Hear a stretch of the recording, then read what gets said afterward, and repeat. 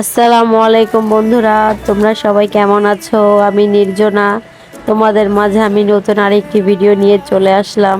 আজকে আমি কলমি শাক দিয়ে একটা মাছ রান্না করব। অনেক দিন যাবত ভুনা তরকারি খেতে খেতে পেটের মধ্যে চুনা চুনা হয়ে যাচ্ছে, তাই একটু চিন্তা করলাম আজকে শাক দিয়ে মাছ রান্না করে খাই। কারণ কথায় আছে না, শাক দিয়ে মাছ ঢাকা যায় না। আমি দেখি আজকে কি শাক দিয়ে মাছ ঢাকা যাবে। তাহলে দেখো আমি কিভাবে রান্না করি, আমার সাথেই তোমরা থাকো। আমি এখানে পেঁয়াজটাকে লাল করে হলুদ মরিচের ফাঁকি দিয়ে দিলাম স্বাদ অনুযায়ী। তারপরে দিয়ে দিলাম স্বাদ মতো লবণ ও আদা রসুনের বাটা। দেখো বন্ধুরা, এখন আমি পেঁয়াজটাকে ভালো করে নাড়াচাড়া নাড়াচাড়া করে দেখো কি করতেছি।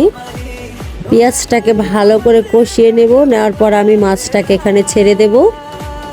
তো দেখতে পারতেছ আমি মাছটা ছেড়ে দিয়েছি। এখন মাছটাকে ভালো করে কষা কষা করে নেব। তো বন্ধুরা দেখো আমার মাছের কালারটা কি সুন্দর হয়ে আসছে, আমার তো দেখেই জিভে জল এসে পড়েছে।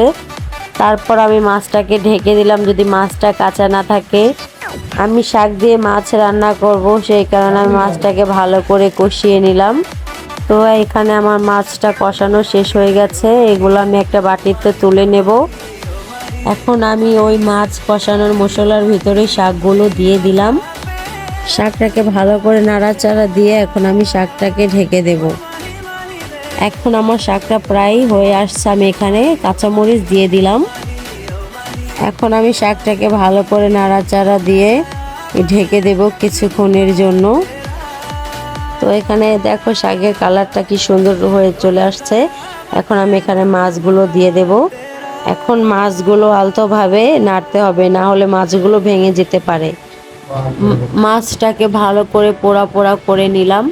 তো দেখো আমার তরকারির লুকটা কিরকম হয়েছে, তোমাদের যদি ভালো লেগে থাকে অবশ্যই কমেন্টে জানাবা।